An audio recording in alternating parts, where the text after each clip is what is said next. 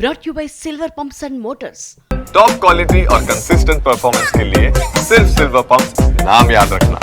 ఆది పురుష్ నార్త్ రామాయణం అంటూ recent times లో రామాయణం థీమ్ తో రెండు భారీ ప్రాజెక్టులు ఉన్నాయి. ఇప్పుడు మహాభారతం కూడా ఇలాగే సౌత్ నార్త్ అంటూ రెండు ప్రాజెక్టులుగా కనిపించనుందా? ఆమీర్ భారతం, రాజమౌళి భారతం రెండిట్లో ఏది ముందు సెట్స్ మీదకి వెళుతుంది? కమర్షియల్ ప్రాజెక్ట్స్ తో కంటిన్యూ అవుతున్న ఆమీర్ భారతం గురించి మాత్రం సందర్భం వచ్చినప్పుడల్లా మాట్లాడుతున్నారు. భారతంలో కృష్ణుడి క్యారెక్టర్ చేస్తానంటూ రీసెంట్ గా కమిట్ అయ్యారు. ఈ టైంలోనే ఆమీర్ ని అతని ఇంట్లో కలిశారు అల్లు అర్జున్. సో భారతంలో ఐకాన్ స్టార్ కి ఏ క్యారెక్టర్ అంటూ రూమర్ స్టార్ట్ అయ్యాయి. నార్త్ భారతంలో ఆమీర్ కృష్ణుడైతే రాజమౌళి భారతంలో కృష్ణుడెవరు అనే టాపిక్ కూడా సైడ్ బై సైడ్ షురూ అయింది. నేచురల్ స్టార్ తప్పకుండా భారతంలో ఉంటారని ఆల్రెడీ చెప్పేశారు జక్కన్న. మరి జక్కన్న భారతంలో కృష్ణుడెవరు, అర్జునుడెవరు, కర్ణుడెవరు?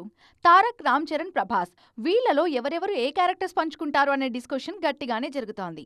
ఇక ఇవాళ రేపు మొదలయ్యే ప్రాజెక్టు కాకపోయినా చర్చ మాత్రం స్ట్రాంగ్ గా వినిపిస్తోంది. ఆలస్యమైందా ఆచార్యపుత్ర అంటూ కల్కిలో కర్ణుడి క్యారెక్టర్లో ప్రభాస్ కనిపిస్తే బాక్స్ ఆఫీస్ దగ్గర కాసుల పంట పండింది.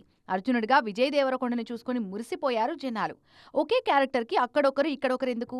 నార్త్ సౌత్ అనే తేడా లేకుండా ఆమీర్, రాజమౌళి కలిసి ఒకే భారతాన్ని తెరకెక్కిస్తే వరల్డ్ వైడ్ ఉన్న రికార్డ్స్ అన్నింటినీ తిరగరాసే ప్రాజెక్ట్ ని తయారు చేయొచ్చనే మాటలు కూడా వినిపిస్తున్నాయి.